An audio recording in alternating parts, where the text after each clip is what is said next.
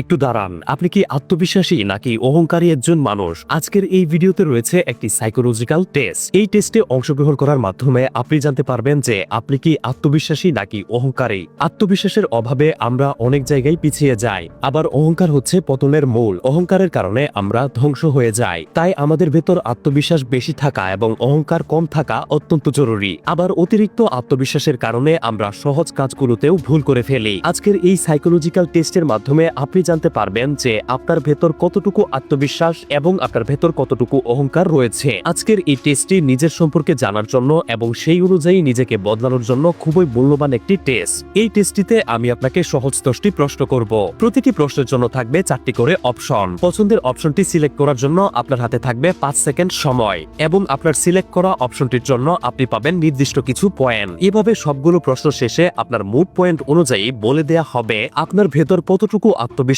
এবং কতটুকু অহংকার রয়েছে। চলুন শুরু করা যাক। প্রথম প্রশ্ন, নিচে দেওয়া কোন ব্যাপারটা আপনার ব্যক্তিত্বের সাথে সবচেয়ে বেশি মানায়? অপশন এ বন্ধুত্ব, অপশন বি ক্ষমতা অর্থাৎ পাওয়ার, অপশন সি সফলতা বা সাকসেস, নাকি অপশন ডি জনপ্রিয়তা।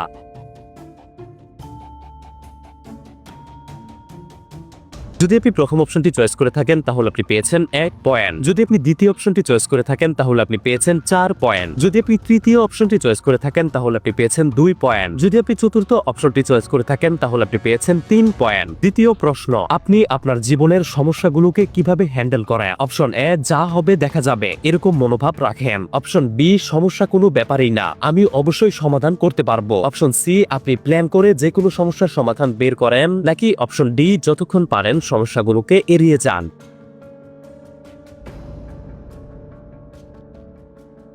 যদি আপনি প্রথম অপশনটি চয়েস করে থাকেন তাহলে আপনি পেয়েছেন 3 পয়েন্ট। যদি আপনি দ্বিতীয় অপশনটি চয়েস করে থাকেন তাহলে আপনি পেয়েছেন 2 পয়েন্ট। যদি আপনি তৃতীয় অপশনটি চয়েস করে থাকেন তাহলে আপনি পেয়েছেন 1 পয়েন্ট। যদি আপনি চতুর্থ অপশনটি চয়েস করে থাকেন তাহলে আপনি পেয়েছেন 4 পয়েন্ট। আপনার পয়েন্টগুলো নোট করুন। তৃতীয় প্রশ্ন, আপনি কি কখনো কাউকে খুব খারাপভাবে অপমান করেছেন? অপশন এ কখনো কখনো, অপশন বি কখনোই না, অপশন সি এরকম ভাবে অপমান করতে মজা লাগে, নাকি অপশন ডি প্রায়ই মানুষকে অপমান করেন।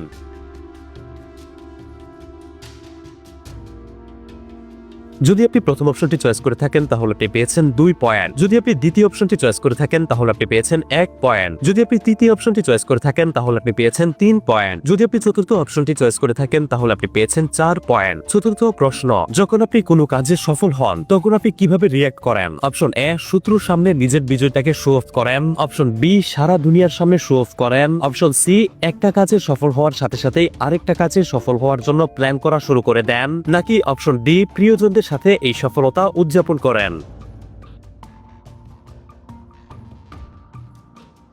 যদি আপনি প্রথম অপশনটি চয়েস করে থাকেন তাহলে আপনি পেয়েছেন 4 পয়েন্ট। যদি আপনি দ্বিতীয় অপশনটি চয়েস করে থাকেন তাহলে আপনি পেয়েছেন 3 পয়েন্ট। যদি আপনি তৃতীয় অপশনটি চয়েস করে থাকেন তাহলে আপনি পেয়েছেন 1 পয়েন্ট। যদি আপনি চতুর্থ অর্থাৎ শেষ অপশনটি চয়েস করে থাকেন তাহলে আপনি পেয়েছেন 2 পয়েন্ট। পঞ্চম প্রশ্ন, আমি সবার থেকে সেরা এমনটা আপনার কখন মনে হয়? অপশন এ কখনোই না, অপশন বি কখনো কখনো, অপশন সি সব সময়, নাকি অপশন ডি সফলতা পাবার পর এমনটা মনে হয়।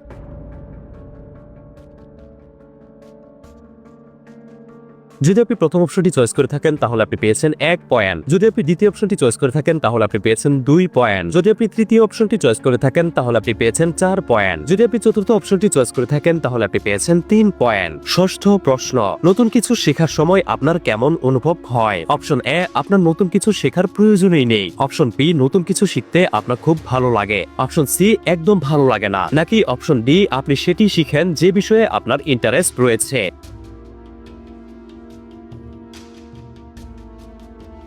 যদি আপনি প্রথম অপশনটি চয়েস করে থাকেন তাহলে আপনি পেয়েছেন 4 পয়েন্ট। যদি আপনি দ্বিতীয় অপশনটি চয়েস করে থাকেন তাহলে আপনি পেয়েছেন 1 পয়েন্ট। যদি আপনি তৃতীয় অপশনটি চয়েস করে থাকেন তাহলে আপনি পেয়েছেন 3 পয়েন্ট। যদি আপনি চতুর্থ অপশনটি চয়েস করে থাকেন তাহলে আপনি পেয়েছেন 2 পয়েন্ট। সপ্তম প্রশ্ন, অন্যরা কোনো মতামত দিলে আপনার কেমন রিয়াকশন হয়? অপশন এ অন্যের মতামত মনোযোগ দিয়ে শুনেন এবং তা মেনে নেন, অপশন বি অন্যের মতামত পাত্তা দেন না, অপশন সি অন্যের মতামত নিয়ে অতিরিক্ত চিন্তা ভাবনা করেন, নাকি অপশন ডি অন্যের মতামত শুনেন ঠিকই কিন্তু আপনি সেটাই করেন যেটা আপনার ইচ্ছা।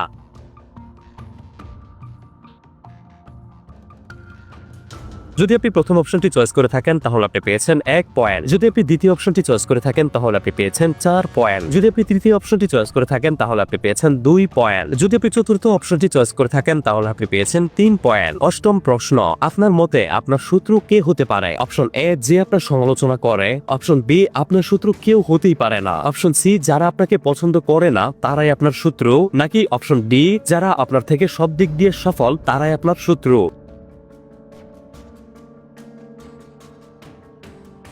যদি আপনি প্রথম অপশনটি চয়েস করে থাকেন তাহলে আপনি পেয়েছেন 4 পয়েন্ট। যদি আপনি দ্বিতীয় অপশনটি চয়েস করে থাকেন তাহলে আপনি পেয়েছেন 1 পয়েন্ট। যদি আপনি তৃতীয় অপশনটি চয়েস করে থাকেন তাহলে আপনি পেয়েছেন 2 পয়েন্ট। যদি আপনি চতুর্থ অপশনটি চয়েস করে থাকেন তাহলে আপনি পেয়েছেন 3 পয়েন্ট। নবম প্রশ্ন, কেউ যদি আপনার ভুলগুলো ধরিয়ে দেয় তাহলে আপনি কিভাবে রিয়্যাক্ট করেন? অপশন এ, মনোযোগ দিয়ে শুনেন এবং ভুলগুলো শুধরানোর চেষ্টা করেন। অপশন বি, কেউ আপনার ভুল ধরিয়ে দেওয়ার সাহসই করে না। অপশন সি, কেউ ভুল ধরিয়ে দিলে প্রচন্ড রেগে যান। নাকি অপশন ডি, আপনি কখনোই আপনার ভুল সম্পর্কে অন্যদের থেকে শুনতে চান না।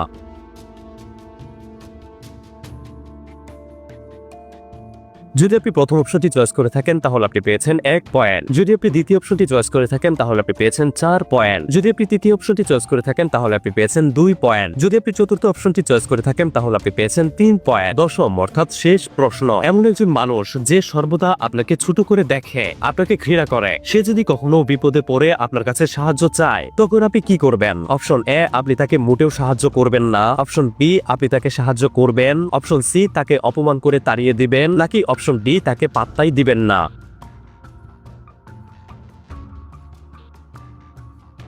যদি আপনি প্রথম অপশনটি চয়েস করে থাকেন তাহলে আপনি পেয়েছেন 2 পয়েন্ট। যদি আপনি দ্বিতীয় অপশনটি চয়েস করে থাকেন তাহলে আপনি পেয়েছেন 1 পয়েন্ট। যদি আপনি তৃতীয় অপশনটি চয়েস করে থাকেন তাহলে আপনি পেয়েছেন 4 পয়েন্ট। যদি আপনি চতুর্থ অপশনটি চয়েস করে থাকেন তাহলে আপনি পেয়েছেন 3 পয়েন্ট। সবগুলো প্রশ্ন শেষ হলো। সবগুলো প্রশ্নের উত্তর থেকে পাওয়া আপনার পয়েন্টগুলো একসাথে যোগ করুন এবং আপনার মুড স্কোর কত হয়েছে মনে রাখুন। চলুন এখন জেনে নেই যে আপনার মুড পয়েন্ট অনুযায়ী আপনার ভেতর কতটুকু আত্মবিশ্বাস এবং কতটুকু অহংকার রয়েছে। আপনার মুড পয়েন্ট যদি হয় 10 থেকে 16 এর ভেতরে, তবে এর অর্থ হচ্ছে আপনার ভেতর তেমন আত্মবিশ্বাস নেই। হঠাৎ করে যদি আপনাকে অনেক মানুষের সামনে দাঁড় করিয়ে দেয়া হয় তবে আপনি একটা কথাও বলতে পারবেন না। পাবলিকের সামনে কথা বলা আপনার জন্য প্রায় অসম্ভব একটি ব্যাপার। আপনি সাধারণত কিছু মানুষের সামনে একটি টিম হিসেবে কাজ করতে পারেন ভালোভাবেই, তবে যখন কোনো সিরিয়াস ডিসিশন আপনাকে নিতে হয় তখন আপনি ঘাবড়ে যান। আপনি কোনো টিমের লিডার হওয়ার জন্য প্রস্তুত নন। আপনার মুড পয়েন্ট যদি হয় 17 থেকে 25 এর মধ্যে, তবে আপনি একজন আত্মবিশ্বাসী মানুষ, অর্থাৎ আপনার চেহারা এবং চালচলনে সর্বদা আত্মবিশ্বাসের ঝলক থাকে। খুব বেশি সমস্যাজনক পরিস্থিতিতে আপনি ঘাবড়ে যেতেই পারেন, তবে নরমালি আপনি অনেক বেশি কনফিডেন্ট থাকেন। আপনি নিজের ক্ষমতা এবং যোগ্যতার উপর যথেষ্ট বিশ্বাস রাখেন, তবে আপনি মোটেও ওভার কনফিডেন্ট নন,